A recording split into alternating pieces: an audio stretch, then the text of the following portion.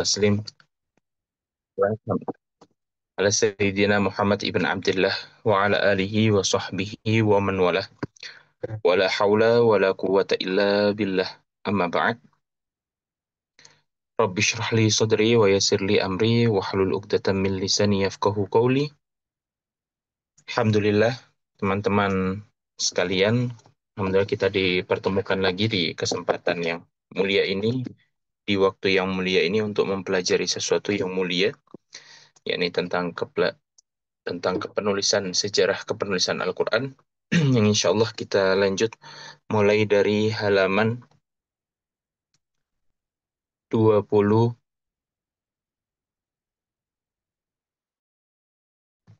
23 ya. Silakan dibuka semuanya di halaman 23. Silakan dibuka semuanya.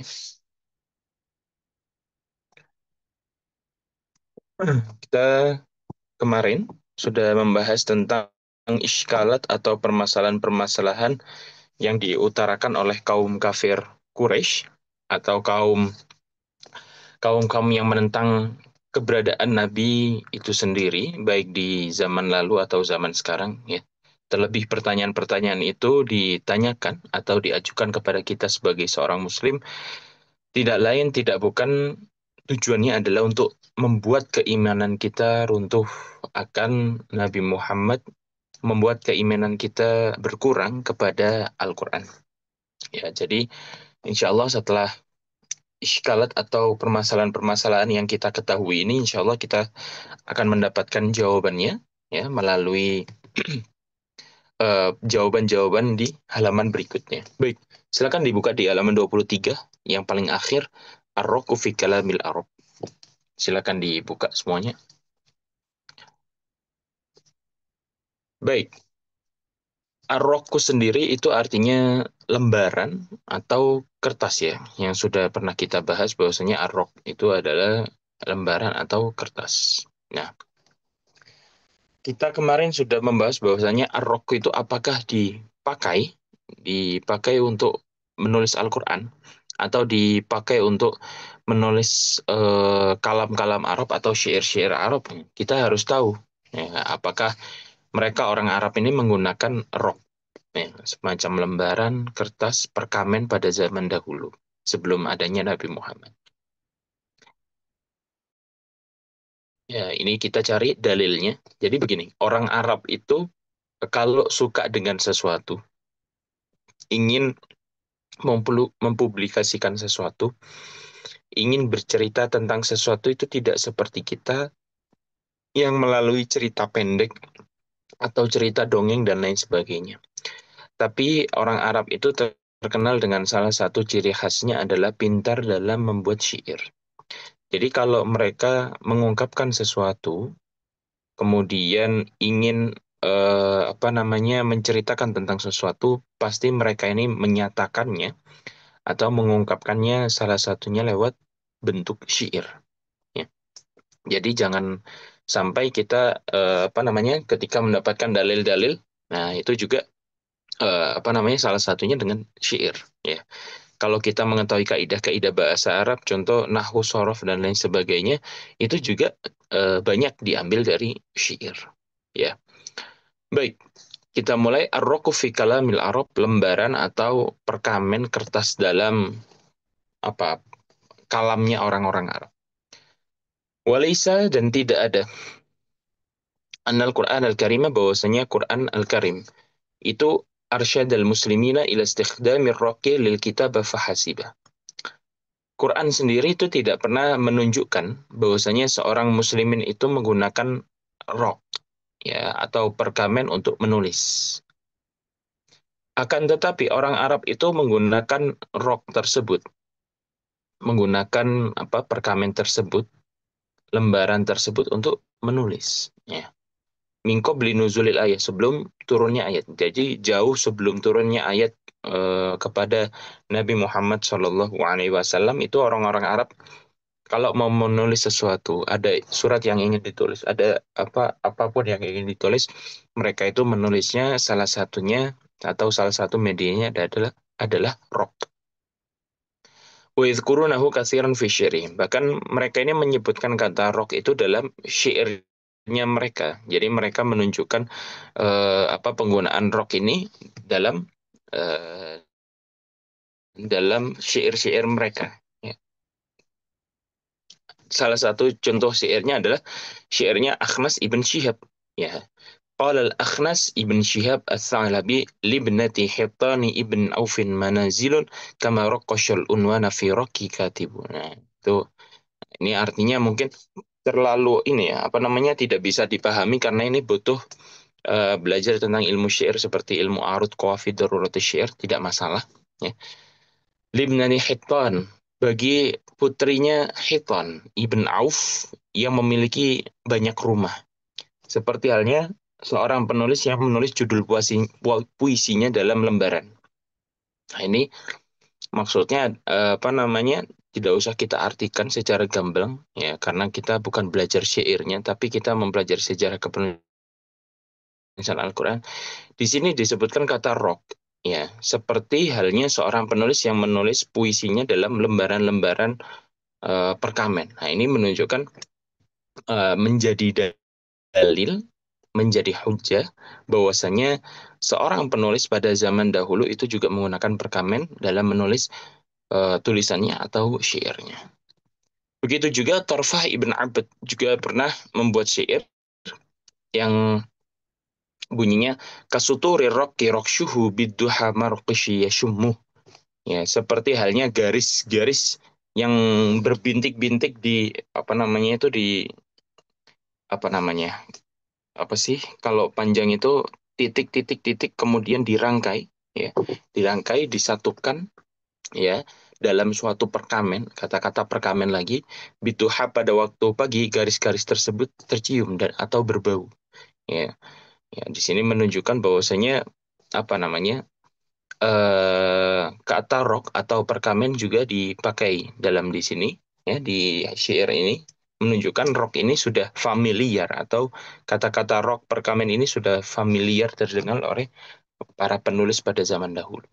Ya, ya itu masih banyak apa syair yang lain tapi kita tidak perlu untuk membaca semua. Yang penting kita sudah tahu bahwasanya ada beberapa dalil yang bisa kita ambil bahwasanya rock atau perkamen itu digunakan pada zaman dahulu oleh seorang penulis. Syawahid istikhdamil adim lil kitabah. Baik, kita eh, apa namanya?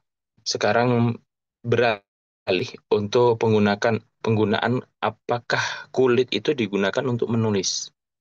Apakah kulit itu digunakan untuk menulis? Wa hunaka syai'un akhar min jinsi raqq. Dan selain kata rok, perkamen itu ada jenis lain, ya jenis atau hal lain yang digunakan untuk menulis, yaitu yang bernama al-adim. Al-adim di sini itu seperti kulit ya, kulit hewan yang sudah disamak terus kemudian kering. Nah, jadi cuma kayak kertas tapi apa ya punya ketebalan ya daripada kertas biasa, terus terus keras ya, sangat keras. Karena yastakhdimuhu al-Arab adatan lil kitabah. Nah, ini al-adim juga ya. Kulit ini juga sering digunakan oleh bangsa Arab ya biasanya untuk menulis. Ya, selain ada rok perkamen itu juga eh, al-adim atau kulit juga sering digunakan untuk menulis oleh bangsa Arab. Wa dzakarahu wa dzikruhu mawjudun 'inda syu'ara dan penyebutan apa namanya tentang al-adim atau kulit ini juga. Nah, itu banyak ya disebutkan oleh para ahli syair. Wa mawjudun fi riwayat begitu juga dalam hadis-hadis. Qala al-Marqash al-Akbar, ad-daru qafrun war-rusumu kama raqasha fi dhahril adimi qalamu. Nah, ini salah satu syair yang menunjukkan bahwasanya ada kata al-adim itu sudah familiar bagi mereka ya, bagi orang-orang yang eh, orang-orang yang menulis syair mereka. Ya, kemungkinan saja orang yang menulis syair ini juga menulis syairnya dalam al-adim atau kulit. Ya. Wa ammar riwayah, adapun riwayat, maksudnya di sini hadis ya, di sini hadisnya. Karena hadis itu memiliki apa namanya nama lain, ya, salah satunya al-athar, salah satunya riwayat, salah satunya apa namanya sunnah dan lain sebagainya. Faya kama yali, maka dia seperti berikut ini. Riwayatu ula, riwayat yang pertama ya. Qala Muhammad ibn Sa'ib, haddatsana rajulun min bani Aqil ibn Ka'ab an asyyahi qaumihi. Qalu wafada minna min bani Aqil ibn Ka'ab ala Rasulillah sallallahu alaihi wasallam. Rabi ibn Muawiyah ibn Khufajah ibn Amr ibn Aqil wa Mutarrif ibn Abdullah wa Anas ibn Qais ibn Muntafiq. وبايعوا وأسلموا وبايعوه على ما وراءهم من قومهم فأعطاهم رسول الله صلى الله عليه وسلم العقيق عقيق بني عقيل وهي أرض فيها عيون والنخل وكتب لهم بذلك كتابا في أديم أحمر بسم الله الرحمن الرحيم هذا ما أعطى محمد رسول الله ربيعا ومطرفا وأنسا أعطاهم العقيق ما أقاموا الصلاة وآتوا الزكاة وسمعوا وأطاعوا. Nah, di sini ada suatu hadis, ya, ada suatu riwayat yang bunyinya seperti ini. Ada salah satu perawi dalam hadis yang namanya Muhammad ibn Sa'ib. Ya, beliau diceritakan oleh seorang pria dari Bani Uqail, ya, Aqil itu ya, Ibn Ka'ab dari para petinggi-petinggi kaumnya. Asyikh itu di sini bukan para apa orang tua ya, karena syekh itu artinya dalam bahasa Arab adalah orang yang tua, orang yang sudah di atas umur 40 tahun. Tapi di sini kata asyikh itu ditujukan atau diartikan sebagai orang yang menjadi pemimpin atau pembesar dari kaum-kaum tersebut. Mereka berkata, telah datang kepada kami dari Bani Uqail ibn Ka'ab pada masa Rasulullah Shallallahu Alaihi Wasallam. Ya, jadi ada salah satu utusan, ya, apa namanya dari kaum mereka yang diutus Rasulullah Shallallahu Alaihi Wasallam yang bernama Rabi ibn Muawiyah ibn Khofajah ibn Amru ibn Uqail dan Mutarrif ibn Abdullah ibn Qais ibn Muntafiq. Lalu mereka berbaiat kepada Islam. Jadi salah satu apa namanya orang dari kaum mereka, dari kelompok mereka itu menemui Rasulullah Shallallahu Alaihi Wasallam untuk berbaiat, ya janji setia untuk benar-benar mengikuti ajaran Islam dan mau mengikuti ajaran Rasulullah Shallallahu Alaihi Wasallam. Kemudian setelah mereka datang kepada kaumnya untuk mengajarkan Islam, juga di belakang mereka banyak orang-orang pun masuk Islam, ya, maksudnya dari kaumnya. Kemudian Rasulullah Shallallahu Alaihi Wasallam memberikan kepada mereka ya untuk dibawa kepada kaumnya tanah akik, ya tanah akik Bani Uqail yang khusus diberikan pada Bani Uqail, ya tanah yang memiliki mata air dan kurma. Dan beliau menulis kepada mereka di atas suatu kulit merah. Nah, di sini menunjukkan bahwasanya Rasulullah Shallallahu Alaihi Wasallam untuk menulis sesuatu itu menggunakan salah satunya ya medianya dengan kertas atau al-adim ya kulit ya dengan kata-kata Bismillahirrahmanirrahim. Inilah yang diberikan oleh Muhammad Rasulullah kepada Robi, Mutarif dan Anas ya serta keturunan mereka selama mereka menegakkan sholat, membayar zakat dan mendengar dan juga taat ya ini apa namanya pesannya Rasulullah kepada kaumnya mereka yang disampaikan kepada mereka lewat surat apa namanya surat yang berbentuk al-adim atau kulit. Kemudian riwayatun ukhra wa rawa al-Baihaqi qala akhbarana Abu Ali Ar-Ruzabari amba Muhammad ibn Bakar sana kata sana di sini itu artinya haddatsana ya menceritakan kepada kami. Ini merupakan kode-kode yang dimiliki oleh apa namanya ahli hadis ya seperti haddasana dan lain sebagainya akhbarona dan lain sebagainya. Abu Dawud haddasana Muslim ibn Ibrahim haddasana Qurrah qala sami'tu Yazid ibn Abdullah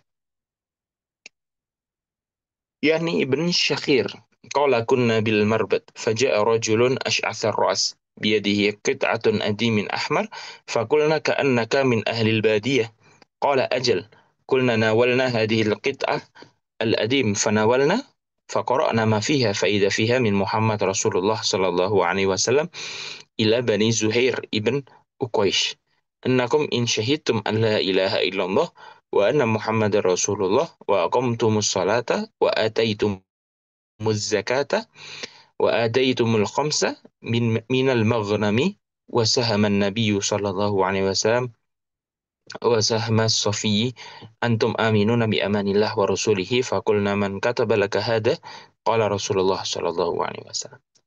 Ada suatu hadis lain ya apa namanya hadis lain dari riwayat yang lain diriwayatkan oleh Imam Baihaqi ya. Beliau berkata telah mengabarkan kepada kami Abu Ali Ar-Ruzabadi ya.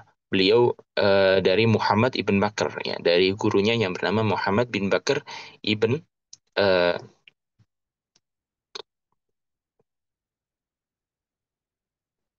ya Muhammad ibn Bakar. Kemudian menceritakan kepada beliau ya Syekh Muhammad tadi Abu Daud. Kemudian menceritakan pada Abu Daud siapa? Muslim. Ya.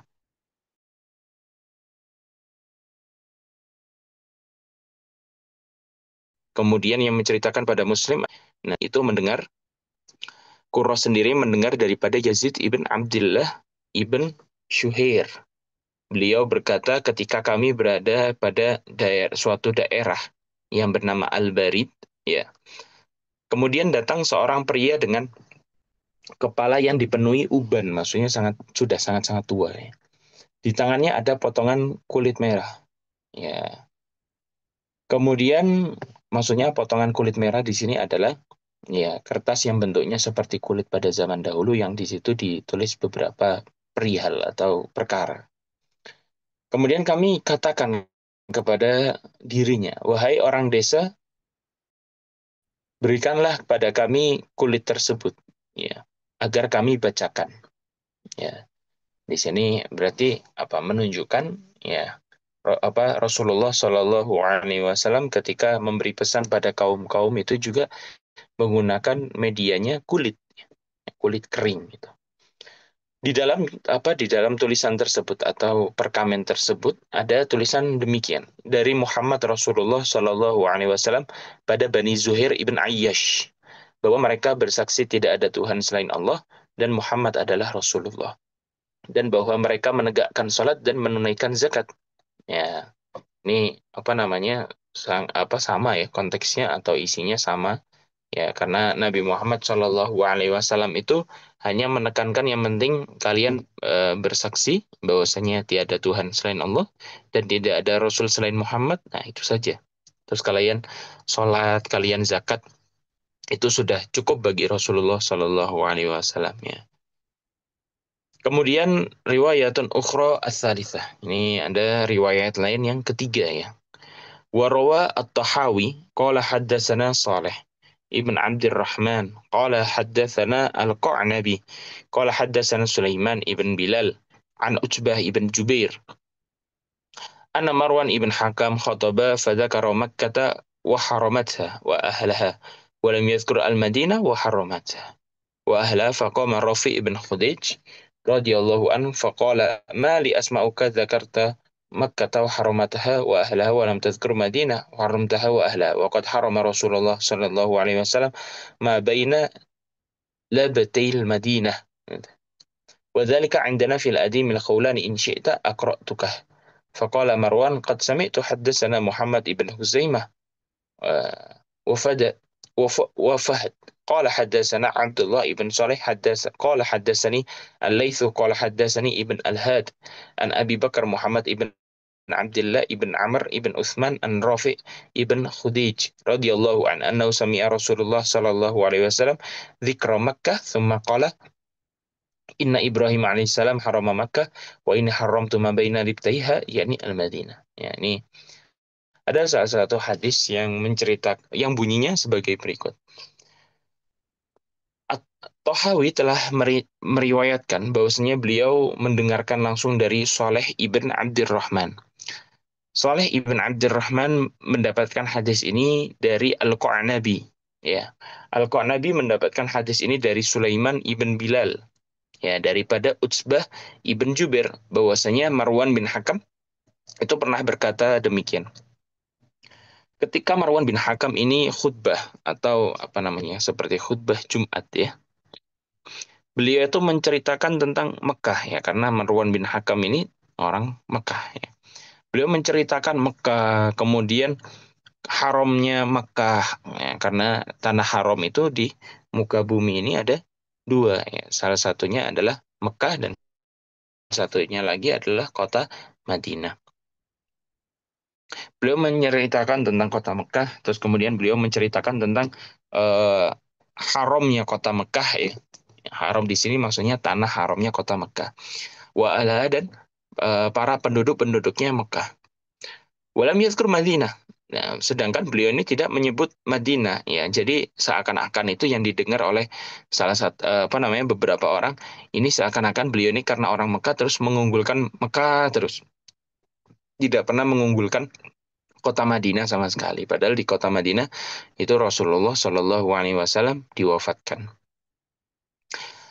Seakan-akan misalnya ada seseorang di Indonesia ini, beliau menceritakan bagaimana eksistensi, bagaimana mulianya, bagaimana apa namanya perjuangannya seorang misalnya dari Jawa Barat karena beliau dari Jawa Barat. Beliau menceritakan bagaimana di Jawa Barat itu orangnya santun dan lain sebagainya. Kemudian padahal beliau ceritanya di Jakarta. Ya. Kemudian orang Jakarta tidak terima loh. Kok yang dianggap baik itu cuma Jawa Barat. Ya. Memang di Jakarta tidak ada orang baik ya, yang seperti orang Sunda atau orang Jawa Barat. Nah, ini apa namanya? Dalil atau apa bisa saya katakan adalah suatu bentuk kecemburuan sosial saja ya suatu bentuk kecemburuan sosial saja yang diungkapkan oleh sahabat kepada sahabat yang lain tidak ada maksud lain seperti bertengkar dan lain sebagainya ya baik kemudian Rafi' ibn Hudij ya karena mendengar Marwan bin Hakam ini apa hanya menyebutkan kota Mekah saja kemudian kemuliaan kota Mekah akhirnya ada salah satu sahabat yang bernama Rafi' ibn Hudij itu mengatakan demikian ya kenapa aku tidak mendengar dari dirimu bahwasanya engkau ini ya bahwasanya engkau ini menyebut kota Madinah ya, ya.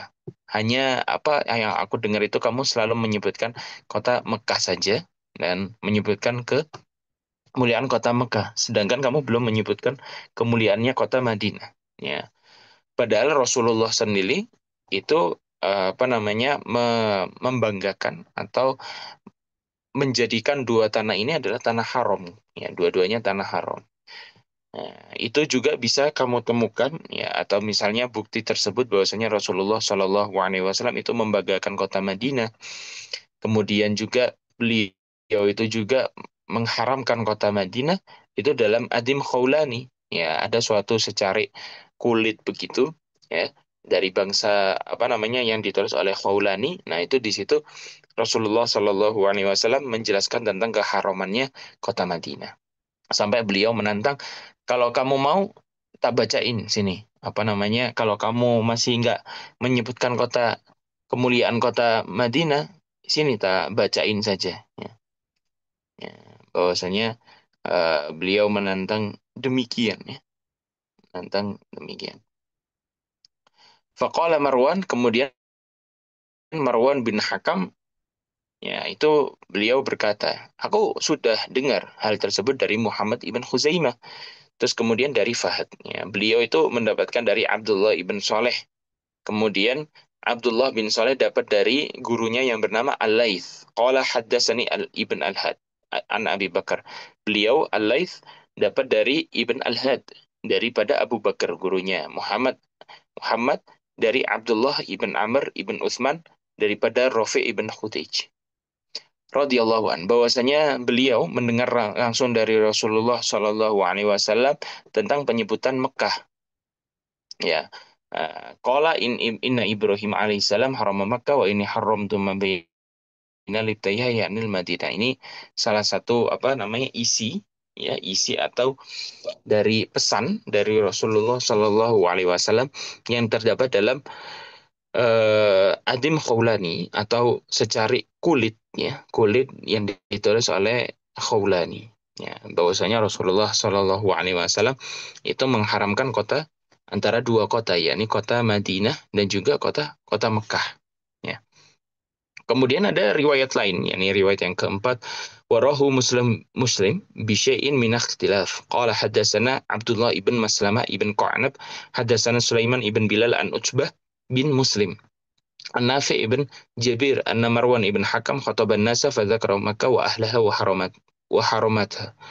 Wa lam yadhkur Madinah wa ahlaha wa haramtaha. Fanadahu Rafi' ibn Khudayj faqala ما لي أسمعك ذكرت مكة وأهلها وحرمتها ولم تذكر المدينة وأهلها وحرمتها وحرم رسول الله صلى الله عليه وسلم ما بين لبتيها وذلك عندنا في أديم خولان إن شئت أقربتك فقال فسكت مروان ثم قال قد سمعت بعد ذلك. Ya, ini ada riwayat lain yang keempat, itu menceritakan hal yang sama, tapi dari jalur periwayatan yang berbeda. Istilahnya, konteksnya misalnya ada dua orang, ada ada seseorang yang bernama Muhammad. Terus kemudian Muhammad punya dua teman namanya Abdullah, kemudian ada yang namanya Abu Bakar. Nah, ini Abu Bakar ngomong ke temannya lagi, Abdullah ngomong ke temannya lagi. Jadi ini suatu jalur periwayatan saja, jalur cerita saja, ya. Tapi konteksnya masih sama. Imam Muslim itu meriwayatkan beberapa perbedaan, ya. Ada beberapa perbedaan dari hadis yang sebelumnya. Ya, beliau mendapatkan dari Abdullah ibn Maslamah ibn Qa'nab. Nah, beliau Abdullah ibn Maslamah ibn Qa'nab mendapatkan dari Sulaiman ibn Bilal, dari Utsbah ibn Muslim, dari Nafi ibn Jabir, bahwasanya Marwan ibn Hakam. Sama, ya, namanya juga sama. Marwan bin Hakam itu khotoban nasa, berkhutbah pada orang-orangnya, berkhutbah. Kemudian ketika khutbah itu hanya menyebutkan kota Mekah saja, penduduknya bagaimana, kemudian keharamannya, eh, kota Mekah itu seperti apa. Sedangkan belum sempat menyebutkan keagungannya kota Madinah dan penduduknya kota Madinah dan keharamannya kota Madinah itu sendiri. Akhirnya Rafi ibn Khudij, orangnya juga sama, ini mengangkat tangan, ya, mengangkat tangan maksudnya apa namanya, tidak setuju dengan pernyataannya Marwan ibn Hakam yang selalu membangga-banggakan kota Mekah, padahal beliau ini orang Ansor atau orang Madinah. Kemudian Rafi' bin Khudij ini mengatakan pada Marwan bin Hakam, ya, seakan-akan ada orang yang khutbah Jumat, ya. Padahal ketika khutbah Jumat itu kita apa namanya, ansitu wa asma'u wa ati'u rahimakumullah. Ya, kita taati, kemudian kita dengarkan, kita diem saja ketika ada seorang orang yang khutbah. Ya, tapi di sini menceritakan bahwasanya ketika Marwan bin Hakam khutbah itu ada, ya, orang yang apa namanya, langsung angkat tangan gitu karena tidak setuju dengan isi khutbahnya, ya. Kalau zaman sekarang mungkin bisa dilihat demikian. Faqala ma li asma'uka dzakarta Makkah wa ahlaha wa haramtaha. Ya, kenapa aku tidak mendengar dari dirimu sama sekali engkau menyebutkan apa namanya, kota Madinah, ya. Terus kemudian kenapa engkau tidak menyebut apa namanya, menyebutkan tentang bagaimana mulianya penduduk Madinah, ya, tentang keharamannya kota Madinah gitu. Nah, kenapa engkau malah apa namanya, malah cuma menyebutkan tentang bagaimana kota Mekah itu, kemudian keharamannya kota Mekah, terus kemudian penduduknya kota Mekah itu. Nah, itu kenapa engkau tidak sebutkan, ya. Ini apa namanya, sangat-sangat apa sih, bisa dikatakan eh, cerita yang sama cuma hanya di apa namanya, dari jalur periwayatan yang berbeda saja, ya. Akhirnya beliau pun berkata, ya, Marwan ini berkata, ya, saya tahu hal tersebut, itu bahwasannya hal tersebut, Rasulullah Shallallahu Alaihi Wasallam itu mengharamkan dua kota tersebut, terus kemudian Rasulullah Shallallahu Alaihi Wasallam itu juga memuliakan dua kota tersebut, salah satunya dengan kota Madinah. Kemudian hal tersebut sudah tercantum atau sudah ada dalam kertasnya Khawlani ya. Itu.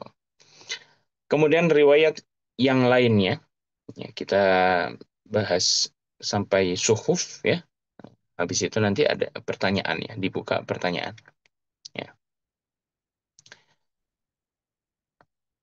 Kemudian ada apa namanya riwayat lain yang kelima khamisah warawa Abu Naim haddatsani abi an abihi anna Ahmar ibn Muawiyah wa Sya'il ibn Ahmar fi rijalihim wa amwalihim faman adzahum fa zimmatillahi minhu khaliyah in kanu shadiqin wa kataba Ali ibn Abi Thalib wa khatamal kitab bi khatamin Nabi sallallahu alaihi wasallam wa kana adiman uqadhiyan.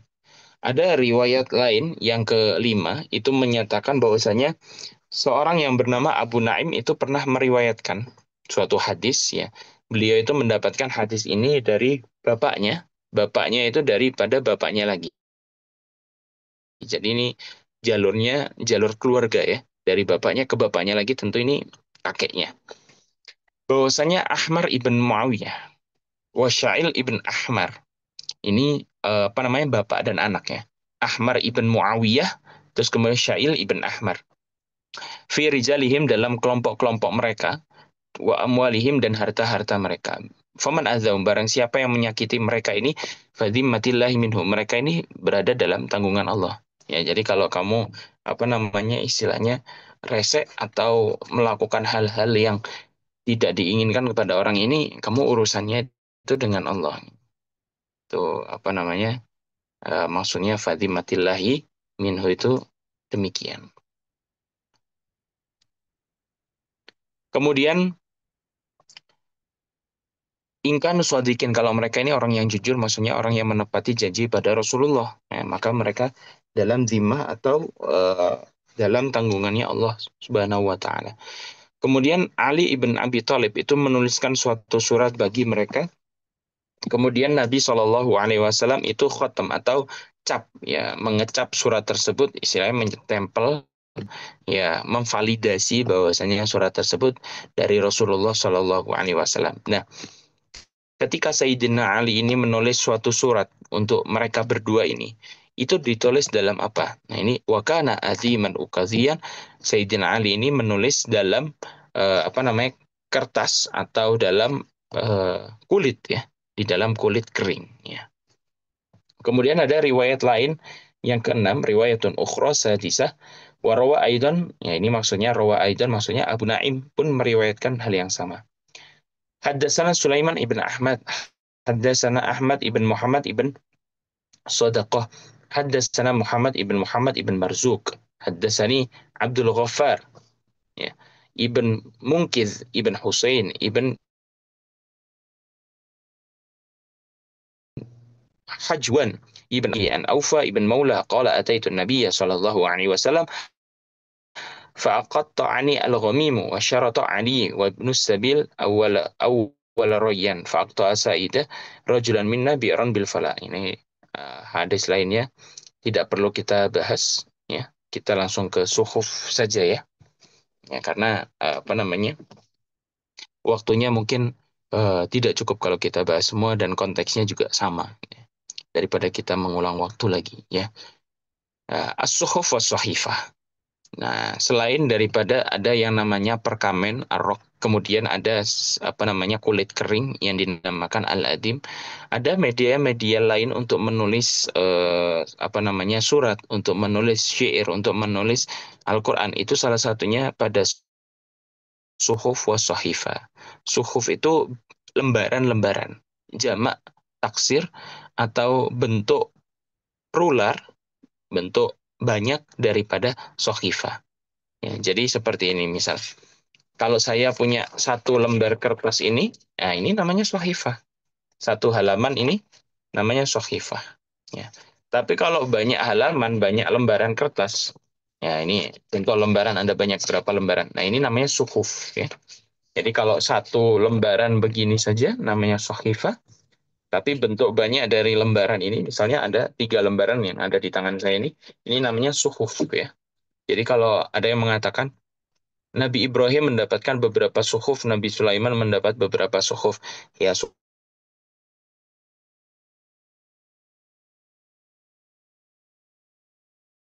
adalah suhuf ya, lembaran-lembaran saja.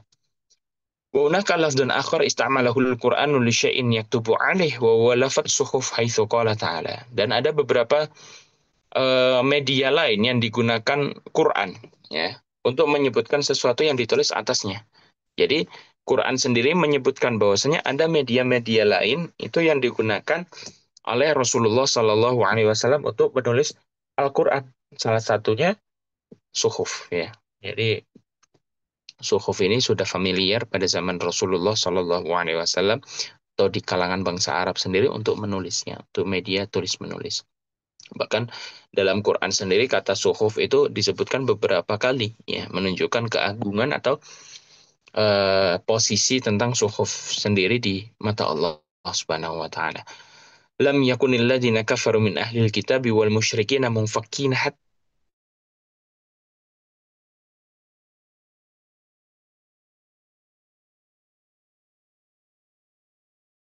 lembaran yang suci, maksudnya Al-Qur'an.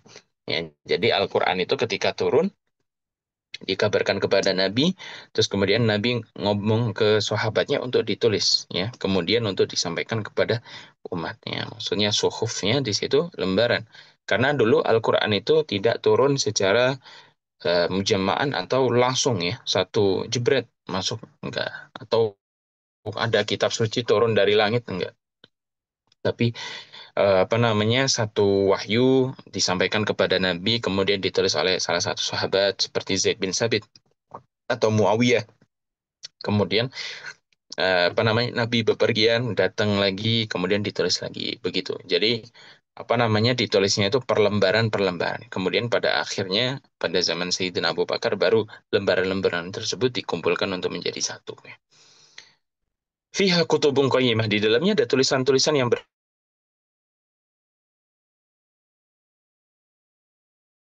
Kemudian Allah juga mengatakan dalam surat yang lain, "Fama lahum 'anit tadhkirati mu'ridin ka'annahum humurun mustanfirah farrat min qaswarah bal yuridu kullu imri'in minhum an yu'ta suhufan munashshara." Ya, akan tetapi setiap orang itu menginginkan agar didatangkan lembaran-lembaran yang dibagikan. Ya, nasyara, dibagikan. Qala Zamakhsyari wa ma'ahu sahifatun wa suhufun wa suhaif. Nama lembaran ini ada ya, apa namanya, banyak namanya. Ada yang mengatakan itu sohifa, ada yang mengatakan itu suhuf, ada yang mengatakan sohaif dan lain sebagainya. Ya, wa atun min jildin au kirtasin yuktabu fihi. Nah, apa sih sohifa itu? Apa sih suhuf itu? Apa sohaif? Artinya sama semuanya. Kata Imam Zamakhsyari, artinya itu sama. Tidak ada yang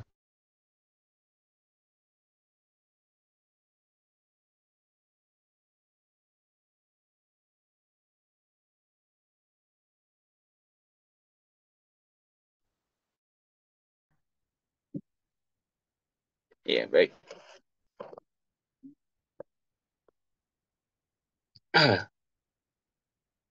Baik. Kita lanjut ya. Jadi suhuf, sohifa, kemudian sohaif itu memiliki makna yang sama, memiliki arti yang sama. Jadi tidak perlu diperdebatkan. Ya, apa sih artinya suhuf atau sohaif atau sohifa? Itu adalah salah satu potongan dari kulit ya. Salah satu potongan dari kulit ya. Sama berarti ya maknanya dengan al-adim. Kemudian bisa juga dikatakan sebagai kertas yang mana ditulis di dalamnya. Ya, jadi kertas yang ditulis di dalamnya tulisan itu juga bisa dikatakan sebagai sohaif. Sedangkan Waqal al-Azdi, ada salah satu ulama yang berkata, yang bernama Azdi, itu wasuhufu wahidatu sohifa. Suhuf itu bentuk pluralnya atau bentuk jamaknya, bentuk banyaknya. Kalau bentuk satunya namanya sohifa, ya, wayal kit'ah min adamin abiyad aurokin. Ya, itu adalah salah satu potongan dari kulit yang berwarna putih. Ya, atau suatu perkamen saja katanya. Yang mana wang yuktabu fiha, yang mana ditulis di atasnya. Watil kal alfat karena ma'rufatan indal ala fil jahiliyati wal islam. Nah, alfat-alfat tersebut seperti suhuf, sohaif, kemudian sohifa, kemudian adim, kemudian rok, itu memang sudah familiar atau sudah terkenal menurut bangsa Arab sebelum namanya Islam itu ada atau di masa jahiliyah ya. Sahifa wa sahaifi kalamil Arab juga banyak kita temukan dalam syair-syair Arab itu menunjukkan bahwasanya kalimat sahaif itu sudah ada, kalimat suhuf itu sudah ada, kalimat sahifa pun juga sudah ada. Qala al-mutalammis yukhatib Tarfa ibn Abd ya. Seperti al-qis sahifata la aba laka innahu yukhsha 'alaika minar hiba'in nakrishu. Ya, ini juga menunjukkan bahwasanya sahifa digunakan. Waqala Lakit Ibn Ya'mar Al-Ayadi. Tidak usah kita artikan semua atau kita jelaskan semua karena kita tidak belajar sedang belajar syair ya.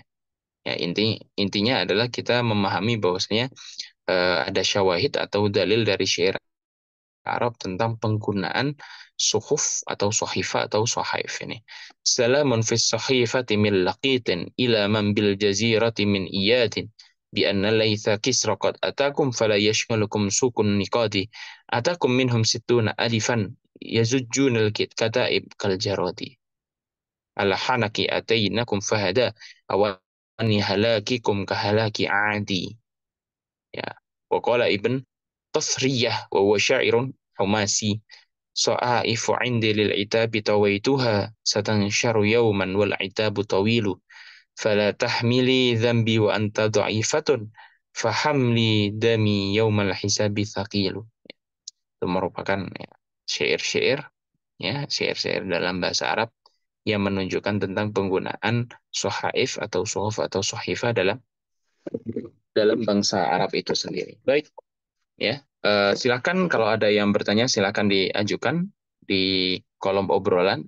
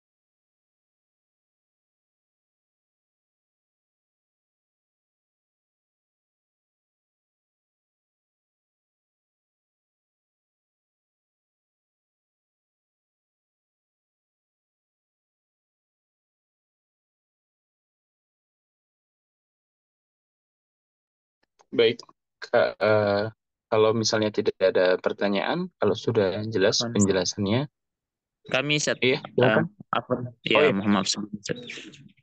silakan. Yang kami mau tanyakan, Ustaz, kan tadi itu ar-rokmu itu kan lembaran-lembaran.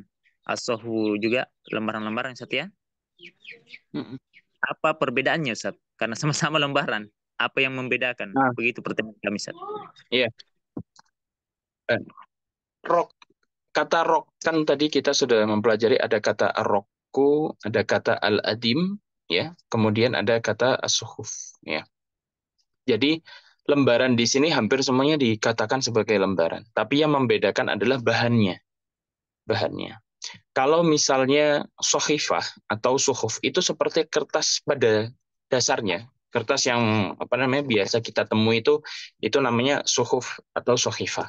Sedangkan al-adim itu seperti kulit. Kalau misalnya kita pernah melihat ada kulit sapi yang pernah disamak, ya, kulit sapi, terus kemudian apa namanya sudah kita bersihkan dari semua apa namanya lemak dari dagingnya dan lain sebagainya, kemudian ada apa namanya sudah kita keringkan menjadi kulit tipis, itu dinamakan al-adim. Sedangkan perkamen itu seperti begini. Eh kalau misalnya kita punya apa namanya, bukan rotan, apa? Kalau misalnya kita di Jawa namanya triplek, ya, seperti triplek begitu. Nah, triplek ini atau kayu tipis ini, ya, kayu yang sangat tipis seakan-akan dia ini lembaran, ya. Kayu apa kayu tipis ini juga bisa dikatakan rok, ya. Atau misalnya media-media seperti kayu pada umumnya itu bisa dikatakan rok. Jadi sesuatu yang lebih tebal, yang lebih apa namanya keras itu dikatakan rock, yang berasal dari kulit itu dinamakan al-adim, sedangkan yang dari kertas biasa namanya as-sohifah. Ya, kenapa semuanya dinamakan lembaran? Karena pada akhirnya nanti itu semuanya itu dianggap lembaran dan dikumpulkan menjadi satu dalam mushaf. Ya, itu perbedaannya. Ya, jadi makanya saya mengatakan itu suatu lembaran. Ya, karena bentuknya meskipun kayu tapi tidak terlalu seperti kayu yang apa namanya satu bendel itu, tapi ya kayu seperti triplek yang tipis gitu. Ya, terus kemudian kalau kertas ya sangat tipis, kulit juga yang sangat tipis gitu, yang sudah kering di sama itu. Itu perbedaan antara rok al-adim dan juga sahifah. Ya. Ya. Ada pertanyaan lain? Silakan kalau misalnya ada Izin pertanyaan bertanya, lain. Ustadz. Ya, silakan.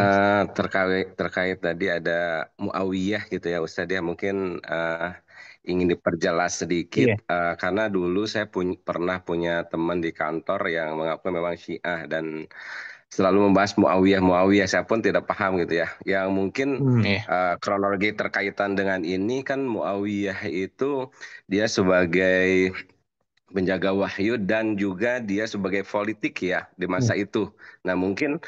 bagaimana kita menyangkal dari pihak-pihak yang mengatasnamakan ini Muawiyah ini dia berpolitik dan dia Iya. mungkin juga menghapus bagian-bagian ayat Al-Qur'an karena dia selain dari penjaga wahyu juga dia berpolitik. Mungkin kita sebagai yang madhab ini gimana cara menyangkalnya gitu Ustaz. Mungkin itu Ustaz. Baik. Baik. Eh, yang perlu kita tekankan, ya, yang perlu kita ketahui juga bahwasanya seorang Ali ibn Abi Thalib karamallahu wajhah dan juga sahabat Muawiyah ini dua-duanya adalah sahabat Nabi Shallallahu Alaihi Wasallam yang memiliki kedudukan yang sama-sama mulia. Sayyidina Muawiyah sebagai katibul wahyu, sebagai penulis wahyu, penjaga wahyu selain Zaid ibn Thabit. Ali bin Abi Thalib juga adalah salah satu orang yang menuliskan surat. Ya, kalau misalnya Rasulullah ingin menulis surat, Ali bin Abi Thalib juga orang yang bisa menulis surat. Jadi dua-duanya ini memiliki kemampuan, kapabilitas, terus juga ini. Masalah Syiah atau Khawarij dan lain sebagainya ini muncul ketika Rasulullah ini sudah wafat. Ketika Rasulullah sudah wafat, digantikan oleh Abu Bakar, digantikan oleh Umar, kemudian digantikan oleh Utsman. Ketika pembunuhan Utsman terjadi, Utsman ini masih sepupunya daripada Muawiyah. ya, Muawiyah ibn Abi Sufyan. Muawiyah ini ada banyak ya, salah satunya yang bernama Muawiyah ibn Abi Sufyan. Ketika itu Sayyidina Ali tidak langsung untuk langsung membahas atau mencari pembunuh dari Sayyidina Utsman, karena ada beberapa intrik politik yang harus diselesaikan oleh Sayyidina Ali daripada hanya mengurus pembunuhan Utsman saja. Ya, karena tidak terima akhirnya, karena ini keluarganya, sepupunya, ya tipe kalau orang Arab ini menjunjung tinggi keluarganya, harga diri keluarganya, akhirnya ya tidak terima dengan keputusan Sayyidina Ali. Ya, akhirnya mengajak perang. Ya, orang-orang yang apa namanya, akhirnya kepemimpinan ini diberikan kepada dari Sayyidina Ali ke Sayyidina Muawiyah. Orang yang setuju dengan Sayyidina Ali, ya, atau orang yang apa namanya, sangat membela Sayyidina Ali dinamakan Syiah. Kemudian orang yang tidak setuju dengan keputusan Sayyidina Ali memberikan khalifah atau khilafah kepada Sayyidina Muawiyah dinamakan Khawarij. Ya, inilah menjadi cikal bakal intrik politik antara Sayyidina Ali dan Sayyidina Muawiyah. Ya. Kalau misalnya ada orang yang membenci kepada Sayyidina Muawiyah karena Sayyidina Muawiyah itu jahat atau kepada Sayyidina Ali dan lain sebagainya, yang penting kita ketahui adalah dua-duanya adalah sahabat Rasulullah Shallallahu Alaihi Wasallam. Dua-duanya adalah orang yang sama-sama dimuliakan oleh Rasulullah Shallallahu Alaihi Wasallam. Kalaupun itu ada intrik politik keduanya, ya sudah, itu urusan mereka, bukan urusan kita. Urusan kita adalah mengimani bahwasanya mereka adalah orang yang mulia, orang yang sama-sama membantu perjuangan dakwah Rasulullah. Tidak ada perbedaan sama sekali. Ya, tidak ada perbedaan sama sekali. Kalaupun ada fitnah yang mengatakan yang membunuh Sayyidina Ali itu dari kubunya Muawiyah, bukan.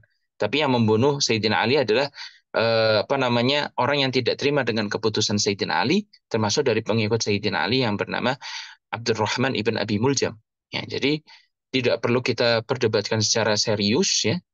Kalau misalnya tentang intrik politik yang terjadi antara Muawiyah ibn Abi Sufyan dan Sayyidina Ali ibn Abi Thalib, ya, yang penting kita ketahui atau menjawab orang-orang Syiah atau orang-orang yang terlalu mencintai Ahlul Bait bahwasanya sahabat itu juga Ahlul Bait juga sahabat. Mereka juga sahabat. Jadi sama-sama mulia. Ya, tujuannya mereka ini adalah untuk membuat kita ini berkubu-kubu. Ya, kamu kubunya siapa? Kubunya Sayyidina Ali apa Muawiyah? Ya. Enggak, kita kubu mencintai sahabat saja. Semua sahabat itu udul, semua sahabat itu adil. Ya. Seperti kita, kalau misalnya kita punya guru TPQ yang mengajarkan kita tajwid baca tulis Quran. Terus ada yang mengajarkan kita untuk membaca sejarah Al-Quran atau tafsir. Ya, secara teoritis pasti lebih susah mengajar tafsir. Ya, kita mengatakan orang yang mengajar tafsir itu lebih keren hanya daripada yang cuma mengajar tajwid. Karena tafsir butuh dengan beberapa disiplin ilmu. Apakah kita akan mengatakan orang yang mengajarkan kita tafsir lebih mulia atau lebih baik daripada yang mengajar tajwid? Tidak juga. Selama dia mengajarkan sama-sama ilmu Allah dan juga mengantarkan kita pada Allah, ya sudah, itu semuanya mulia. Jadi kita tidak bergolongan kiri atau bergolongan kanan, ya kita rangkul semuanya untuk menjadi satu. Baik, Terima kasih. itu yang bisa saya sampaikan di pertemuan pagi hari ini. Terima kasih banyak. Wabillahi taufiq wal hidayah. Wassalamualaikum warahmatullahi wabarakatuh.